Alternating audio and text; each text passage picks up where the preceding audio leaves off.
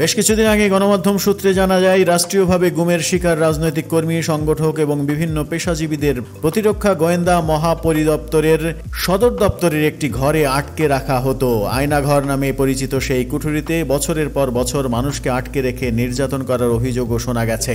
5 August Sheikh Hasina সরকারের পদত্যাগের পর এই দৃশ্যগুলো সামনে চলে আসে। সেই ঘটনা নিয়েই আয়নাঘর নামে সিনেমা বানাতে চান জয় সরকার নামে পরিচালক।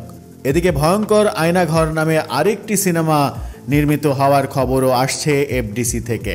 গত শনিবার আয়নাঘর সিনেমা নির্মাণের জন্য বাংলাদেশ চলচ্চিত্র পরিচালক সমিতিতে নিবন্ধন করেছেন নির্মাতা জয় সরকার।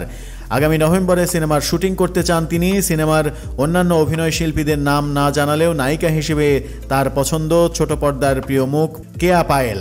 জয় সরকার বলেছেন, আমার প্রথম সিনেমা ইন্দুবালার নায়িকা ছিলেন কেয়া পায়েল, তাকে নিয়ে এবারে সিনেমাটি বানাতে চাই। এছাড়া আরও তারকা অভিনয় শিল্পীদের দেখা যাবে এই সিনেমাতে। তবে সিনেমা নিয়ে অভিনেত্রীর সঙ্গে কোনো কথা হয়নি তার, এমনটাও জানিয়েছেন। জয় সরকার বলেছেন, এখনও কেয়া পায়েলের সঙ্গে কথা হয়নি, সিনেমার চিত্রনাট্য নিয়ে ব্যস্ত সময় পার করছি।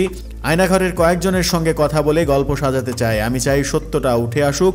শিগগিরই অভিনেত্রীর সঙ্গে কথা বলে আলোচনায় বসে শিডিউল নেয়ার ব্যাপারে কথা বলবো। এ বিষয়ে কেয়া পায়েলের সঙ্গে যোগাযোগ করা হলে তিনি আজকের পত্রিকাকে জানান, এই মুহূর্তে সিনেমা নিয়ে তার কোনো পরিকল্পনা নেই।